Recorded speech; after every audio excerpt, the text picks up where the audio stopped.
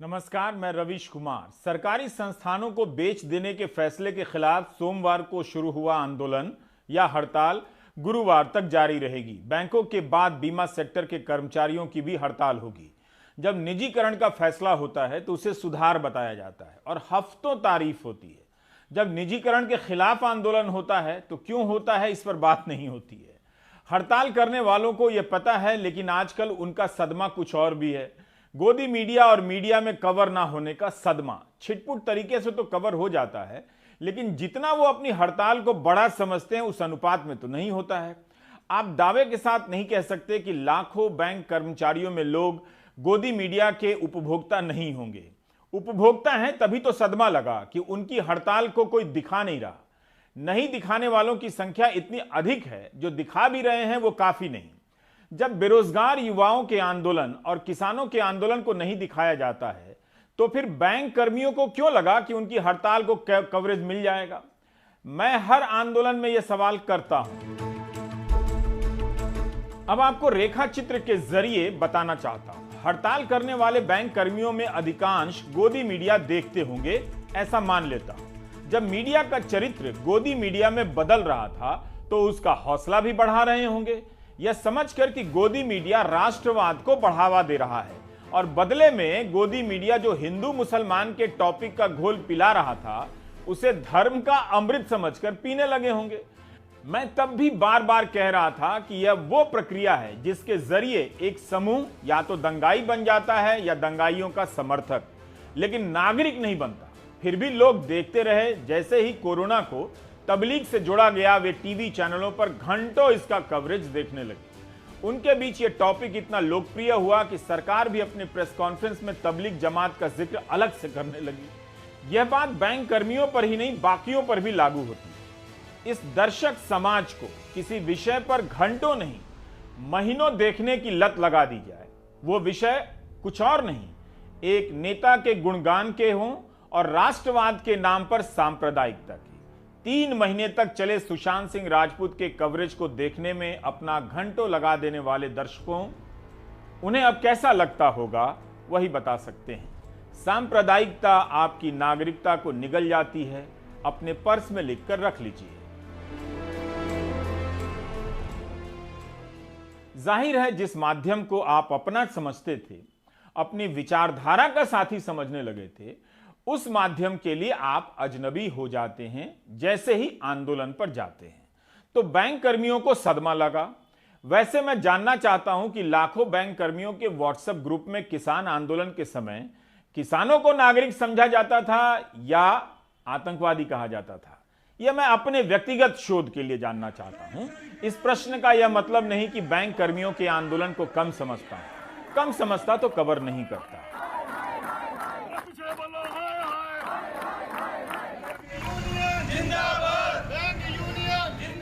यही बात लाखों बैंक कर्मियों के मन में भी होगी जब उन्होंने तय किया होगा कि 15 और 16 मार्च को देश भर में हड़ताल के फैसले से पूरा मुल्क सन्न हो जाएगा। मीडिया में घंटों चर्चाएं होंगी और सरकार पर दबाव बनेगा। ऐसा तो हुआ नहीं। निजीकरण धोखा है, धोखा है, धोखा है। सरकार का जिम्मेदार कौन? इनकलाब जिंदाबाद, जिंदाबाद, जिंदाबाद। नोटबंदी के समय इन बैंक कर्मचारियों की कितनी तारीफ हुई, प्रधानमंत्री ने की। जब ये रात दिन एक कर पुराने नोटों को गिन रहे थे, बदल रहे थे, तो इन्हें लगा कि सैनिक की तरह देश की सेवा कर रहे हैं। बहुत से कैशियरों ने पुराने नोटों में की गिनती में हुई कमी की भरपाई अपनी जेब से खुशी खुशी की कि वे सेवा कर रहे हैं। इससे पहले कम समय में जनधन खाता खोलने के लिए प्रधानमंत्री ने सभी बैंक कर्मियों को ईमेल किया था और तारीफ की थी। आज उन्हीं बैंकरों का भविष्य दोराहे पर है। तब ना तो प्रधानमंत्री का ईमेल आ रहा है और ना गोदी मीडिया कवर कर रहा है। कवर करेगा भी तो औपचारिकता निभा देगा। जगह जगह से प्राइवेट नौकरी छोड़कर आए सरकारी बैंकों में नौकरी करने वाले असुरक्षित हैं। एक सुरक्षित नौकरी का सुख जा रहा है, लेकिन ऐसा नहीं है कि बैंकर नौकरी की सुरक्षा में काम नहीं करते हैं। इन 7 सालों में उन्होंने जितना काम किया होगा वो याद है और याद भी होगा। प्राइम टाइम पर आपने बैंक सीरीज में देखा होगा, यूट्यूब पर देख सकते हैं। जिंदाबाद।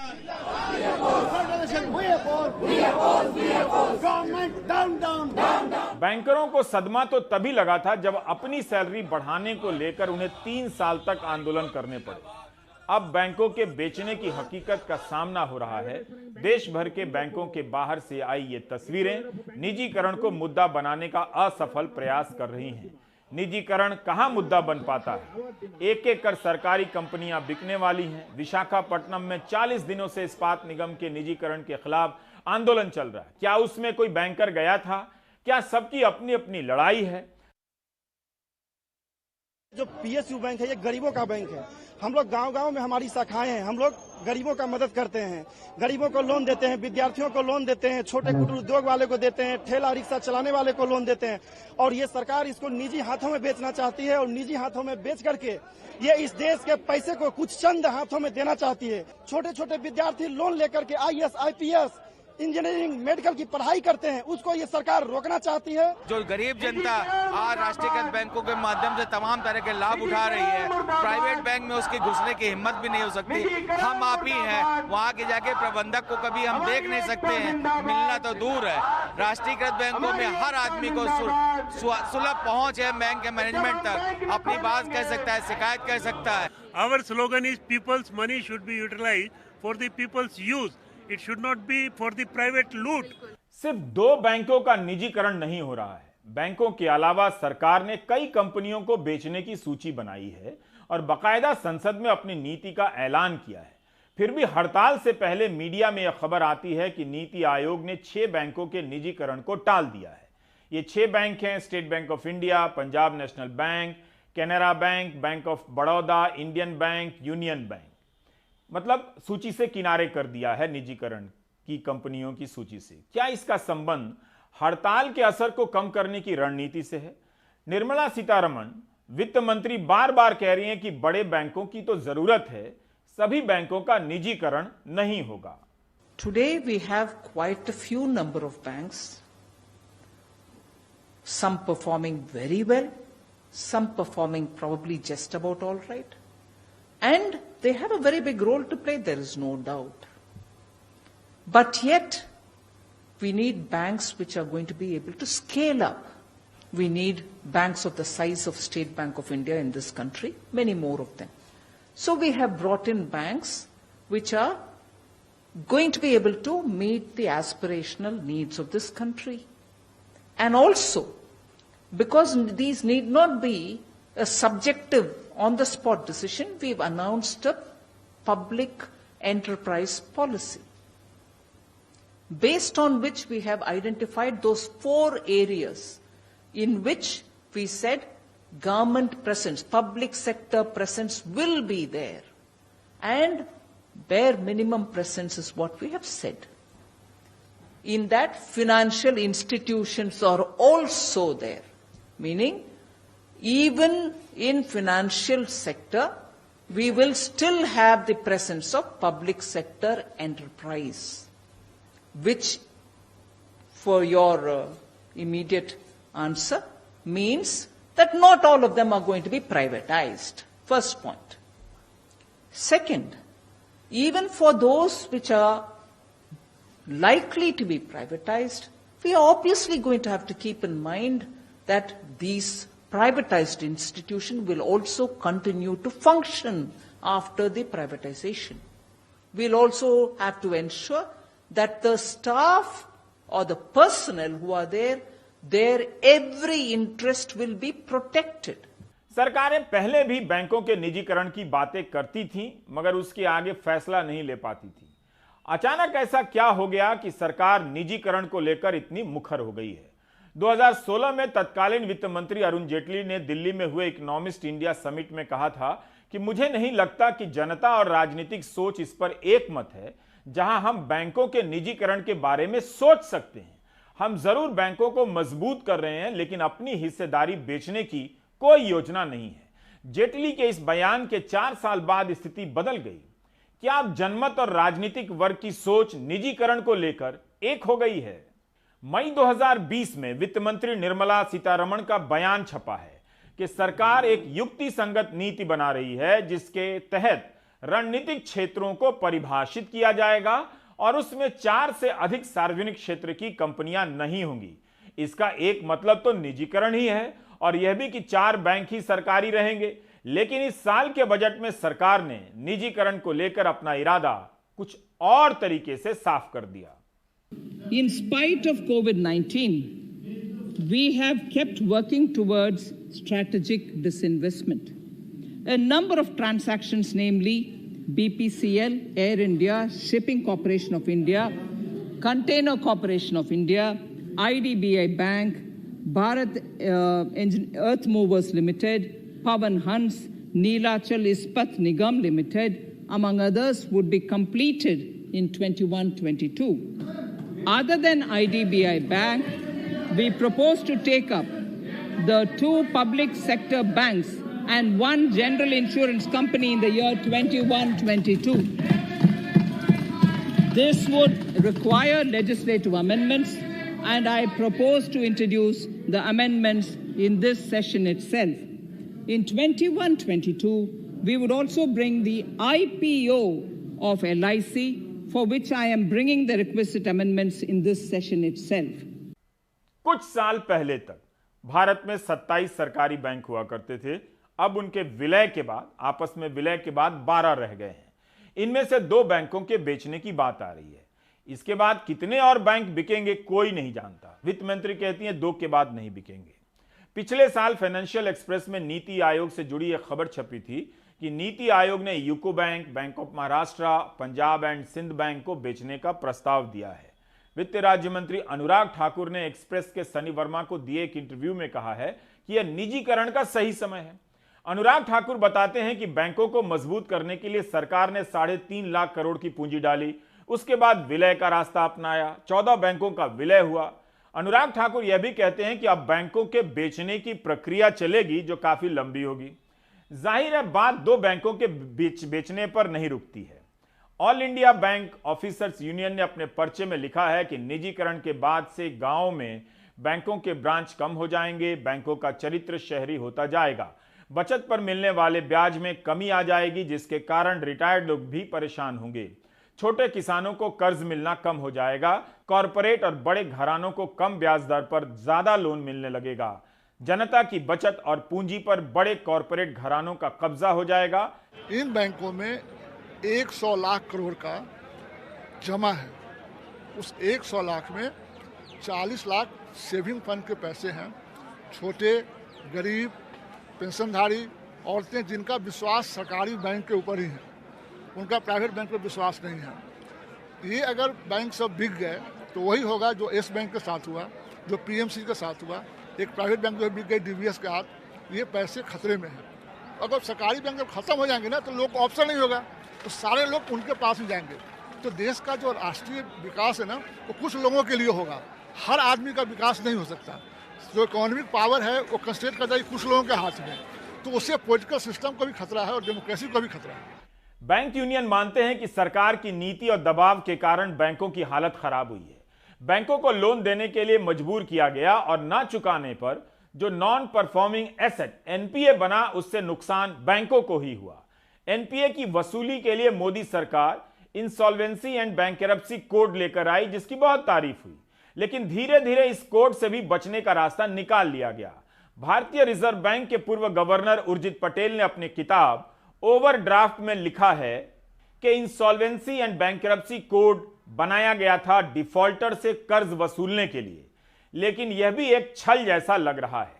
चंद उद्योगपतियों के गिरोह के कब्जे को तोड़ने के लिए लाया गया यह कोड उनके ही फायदे के लिए साबित हो रहा है। अधिकारियों और प्राइवेट सेक्टर के लोगों ने मिलकर इस कोड की धार को भोथरा कर दिया है।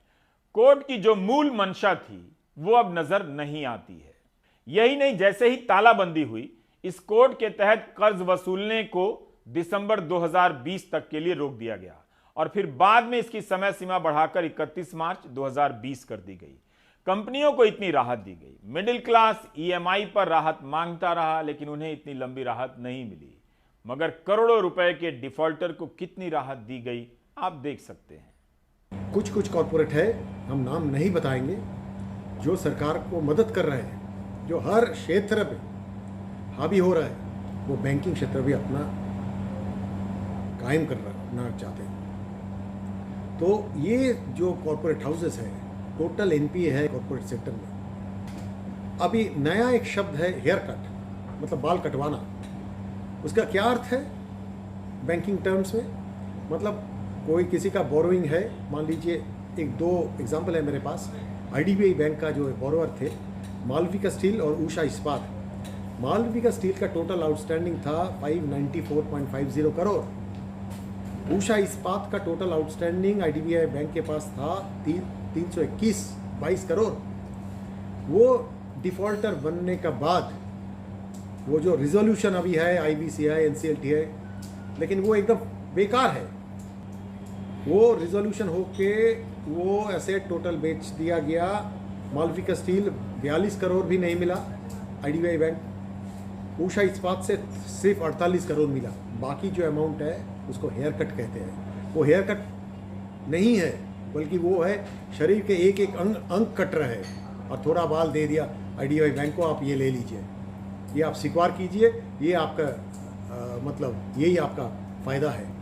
तो अगर ऐसे लाखों ऐसे मालविका स्टील है, उषा इस्पात है, जैसे जो पब्लिक सेक्टर बैंक ने लोन दिया है कॉर्पोरेट्स को, वैसे ही रिजोल्यूशन हो रहा है, इतना हेयर कट ले रहा है, इसीलिए ये घाटा में चल रहा है। लेकिन ये जो 7 लाख करोड़ जो आउटस्टैंडिंग है, इसका 20% अगर रिकवरी हो जाए तो एक भी सरकारी बैंक को सरकार से एक भी रुपया मदद लेना नहीं पड़ेगा। बैंक यूनियन के नेता स्वामी दत्ता यही बता रहे हैं कि जिस कंपनी पर 500 करोड़ का लोन बाकी है उसे बेच देने पर 50 करोड़ की ही वसूली हो पाती है। रिजर्व बैंक ने कहा कि इस साल सितंबर तक, 2021 के सितंबर तक बैंकों के एनपीए में 13.5% की वृद्धि हो जाएगी।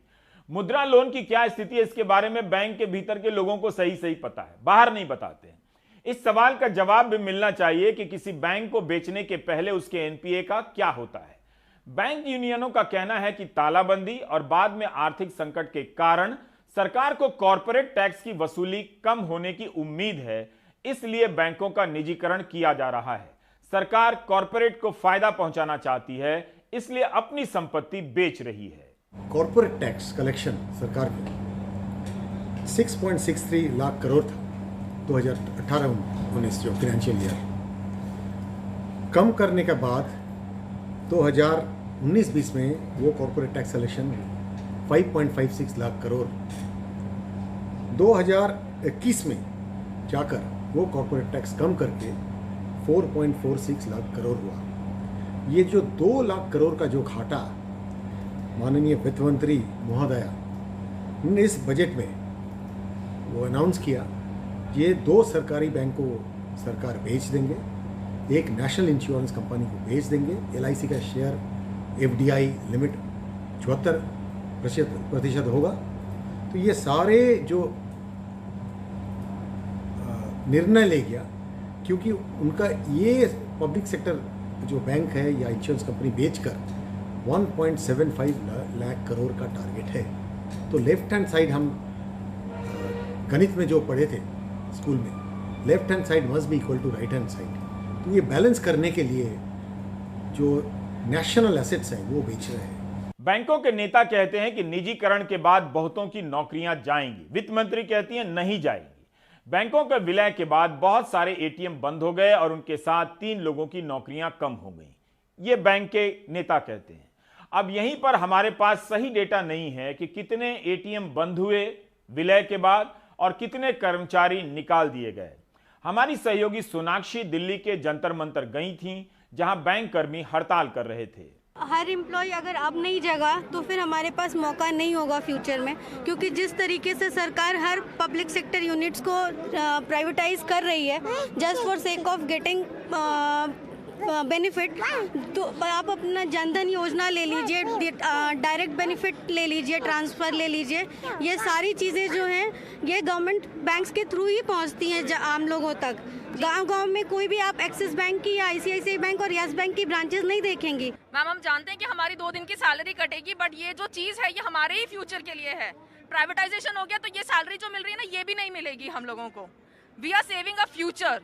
बैंक को बेचे जा रहे हैं, सारी PSUs बेचे जा रहे हैं। ये कोई वो दुख नहीं है कि गवर्नमेंट का कि हर एक कुछ बेच दिया जाएगा। बहुत सी ऐसी पॉपुलेशन का पार्ट है जो प्राइवेट बैंक अंदर घुसने भी नहीं देंगे, उनको हम लोग केटर करते हैं। गवर्नमेंट की सारी पॉलिसीज जो एक एक लोगों तक पहुंचाते हैं, रूरल एरियाज में पहुंचाते हैं, वो हम लोग हैं। और अब हम लोगों को प्राइवेटाइज कर दिया जाएगा, प्रॉफिट मोटिव सर पे डाल दिया जाएगा। तो आपको लगता है कि सरकार की जो पॉलिसीज जो एक एक बंदे के लिए होती है वो उन तक पहुंचेगी?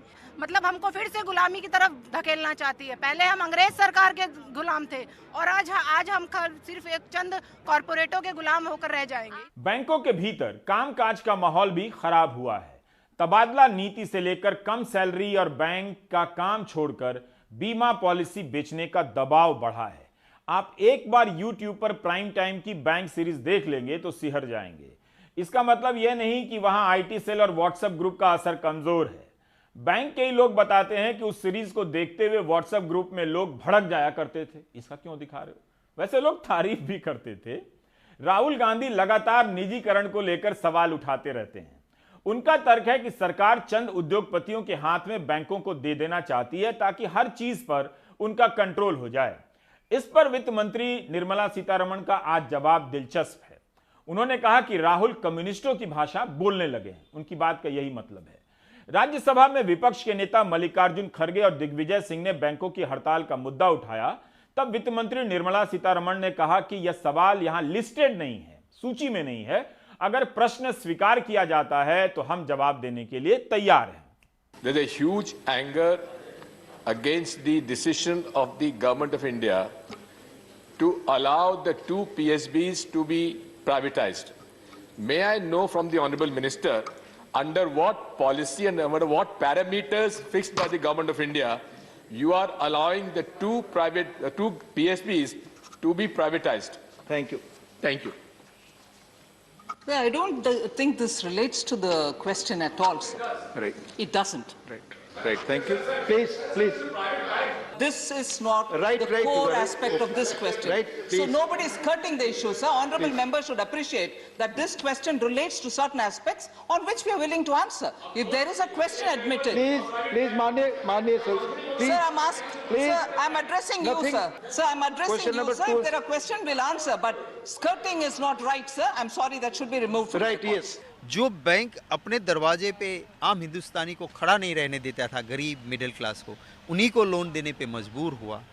जो इंश्योरेंस कंपनी नेशनलाइज हुई, जो LIC हुई, रेलवे है, इनको ख़त्म करके चंद दोस्तों के फ़ायदे में काम हो रहा है। इसका हमने आज राज्यसभा में विरोध किया है, इन कर्मियों का समर्थन किया है और आगे भी हम इनके लिए लड़ते रहेंगे। पर आपका क्या स्टैंड है सर? आखिरी सवाल LIC पर। हम चाहते हैं कि ये भारत देश के लिए हित में है और LIC का निजीकरण नहीं होना चाहिए, इसको स्ट्रेंथन करना चाहिए। इसे ख़त्म करने की साजिश चल रही है, वो नहीं होनी चाहिए। क्या यह कांग्रेस की नई लाइन है कि वह निजीकरण के खिलाफ है?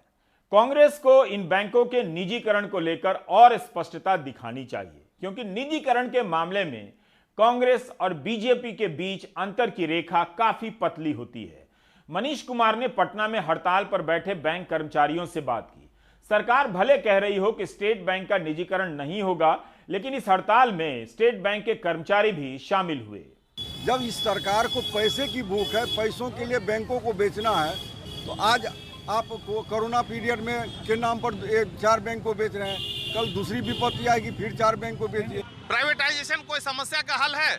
अगर प्राइवेटाइजेशन ही समस्या का हल होता तो इतने जो स्कूल हैं, सरकारी स्कूल, वो सब बंद हो गए होते, सरकारी अस्पताल बंद हो गए होते। सारा प्राइवेट कर देने का उनका मेन मकसद यही है कि जब सरकारी संस्था ही नहीं रहेगी तो आरक्षण के लिए लोग मांग नहीं करेंगे।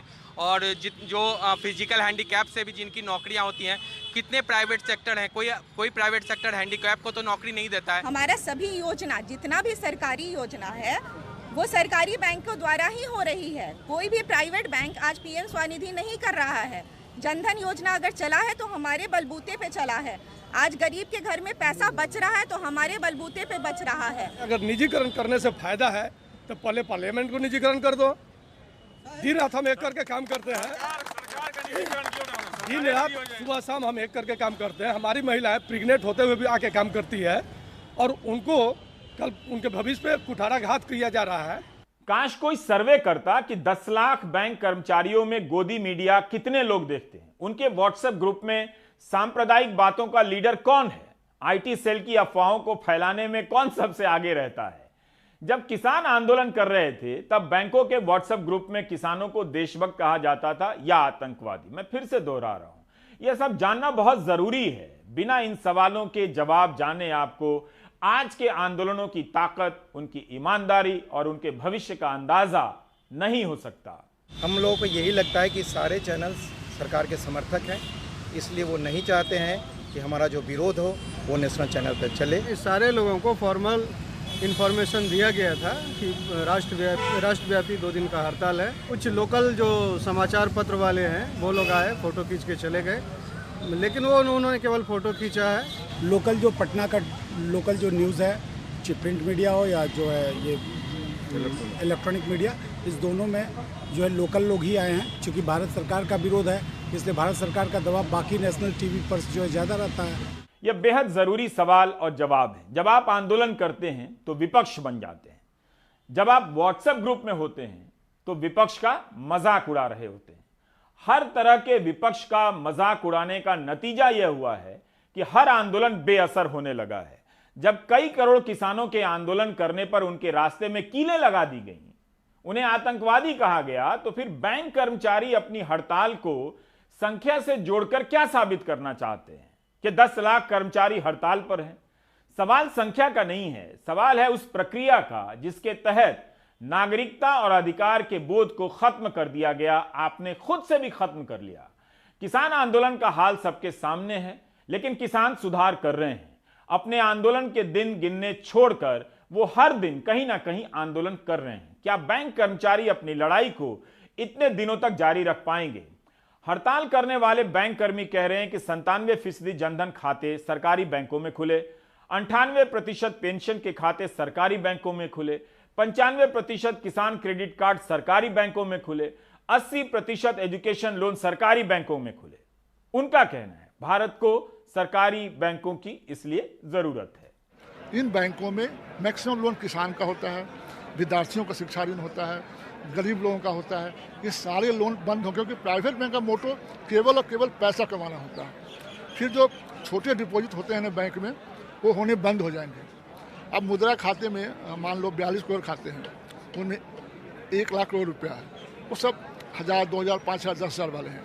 ये सारे वहाँ जमा होंगे ही नहीं, होंगे तो उनमें चार्जेस कट जाएंगे और जीरो हो जाएगा। क्योंकि बैंक किसी भी देश के इकोनॉमी का मिरर होता है। बैंक इकोनॉमी को उठाता है। जैसे पीछे देख लो 2007, 8, 6 में जब देश पूरा दुनिया में डूबी हुई थी अर्थव्यवस्था, तो भारत की नहीं डूबी, क्योंकि भारत सरकार ने हम लोग कहा कि आप बढ़ चढ़ के लोन कीजिए। हम लोगों ने लोन किया, अर्थव्यवस्था को बचाया। भले ही वो लोन बाद में खराब हुए, जिनका एनपीए का मार हम झेल रहे हैं, लेकिन देश को हम लोगों ने बचा लिया था। ब्रेक के बाद हम चलेंगे दिल्ली की राजनीति की तरफ और देखेंगे कि क्यों केंद्र सरकार चाहती है कि मुख्यमंत्री एलजी के प्रति जवाबदेह हो जाएं।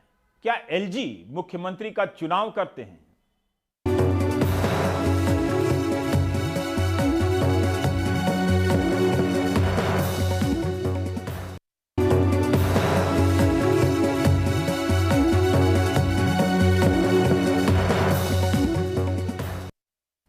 सोमवार को लोकसभा में दिल्ली में शासन संबंधी जो संशोधन बिल पेश किया गया, उसे लेकर आम आदमी पार्टी एक बार फिर से जंतर मंतर पर जाने वाली है। शायद बहुत दिनों बाद जंतर मंतर पर आम आदमी पार्टी और उसकी सरकार दिखेगी। बुधवार को दिल्ली के मुख्यमंत्री अरविंद केजरीवाल के अलावा सभी मंत्री, आम आदमी पार्टी के नेता विरोध प्रदर्शन में शामिल होंगे। हमारे सहयोगी शरद शर्मा बता रहे हैं कि आखिर इस संशोधन बिल में क्या प्रस्ताव है और इनका दिल्ली की शासन व्यवस्था पर किस तरह का असर पड़ने वाला है। इंकलाब जिंदाबाद, जिंदाबाद, जिंदाबाद। दिल्ली की सत्तारूढ़ आम आदमी पार्टी के सांसदों का संसद में गांधी जी की प्रतिमा के सामने ये विरोध प्रदर्शन केंद्र की बीजेपी सरकार के उस बिल के खिलाफ है जो राष्ट्रीय राजधानी क्षेत्र दिल्ली सरकार अधिनियम 1991 में संशोधन के लिए लाया गया है। ये बिजली, पानी, चिकित्सा, शिक्षा के काम से बौखलाए हुए हैं, महिलाओं की सुरक्षा के काम से बौखलाए हुए हैं। ये सारे काम को दबाना चाहते हैं, ख़त्म करना चाहते हैं, इसीलिए एलजी को इन्होंने सरकार बनाया।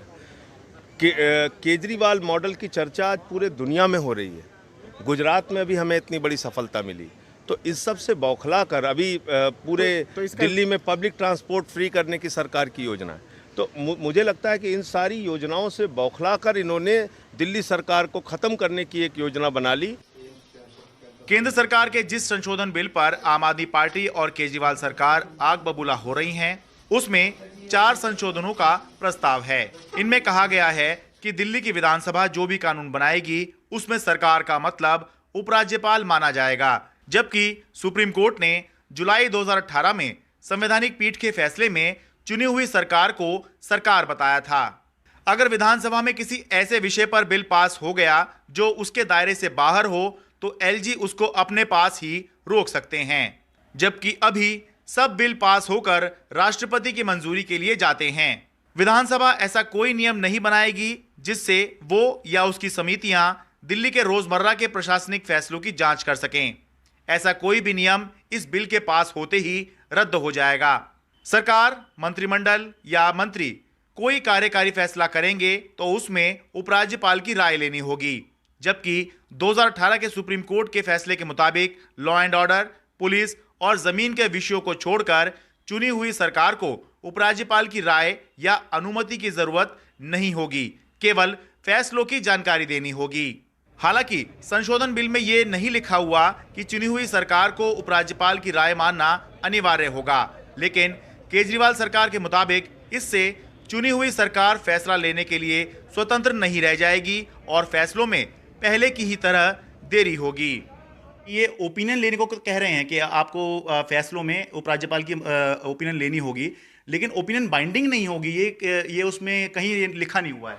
नहीं, लेकिन हर एक फाइल पहले एलजी के पास जाएगी तो सही। हाँ। और एलजी लेके बैठे हैं अपने 6 महीने, जैसे पहले सीसीटीवी की फाइल थी 6 महीने लेके बैठे रहे, फिर जाके धरना करना पड़ा, भाई फाइल लेके क्यों बैठे हो इतने दिन। मोहल्ला क्लिनिक की फाइल के लिए लड़ना पड़ा, जाके कोर्ट में जाना पड़ा कई चीज़ों पे। तो कुल मिला के हम कोई भी फैसला लें, स्वतंत्र नहीं है हम फैसला लेने के बिना एलजी की मंजूरी के। आम आदमी पार्टी की सरकार विधानसभा की समितियों के जरिए भी बहुत से मुद्दे उठाती रही, लेकिन प्रस्तावित संशोधन के बाद इस पर भी पाबंदी लग सकती है। दिल्ली एक केंद्र शासित प्रदेश है और केंद्र शासित प्रदेश होने के नाते एलजी को अधिकार होते हैं कि वो दिल्ली को गवर्न करे। मैं ये समझता हूं कि गवर्नर को दिल्ली जैसे केंद्र शासित प्रदेश में यदि ज़्यादा कार्यकारी शक्तियां प्रदान की जाती हैं तो उससे दिल्ली का भला ही होगा। अब बुधवार को खुद मुख्यमंत्री अरविंद केजरीवाल के साथ पूरी आम आदमी पार्टी जंतर मंतर पर विरोध प्रदर्शन करेगी। संशोधन बिल पास होने पर चुनी हुई सरकार के अधिकार निश्चित तौर पर कम होंगे। साथ ही जब अलग अलग फैसलों पर उपराज्यपाल की राय लेनी होगी तो इसका मतलब ये होगा कि उपराज्यपाल को फैसलों की प्रक्रिया का हिस्सा बनाना होगा, जिससे फैसले लेने में देरी भी हो सकती है, फैसलों पर खींचतान भी हो सकती है और पहले की तरह हमें टकराव भी देखने को मिल सकता है। दिल्ली से राजीव रंजन के साथ मैं शरद शर्मा, एनडीटीवी इंडिया।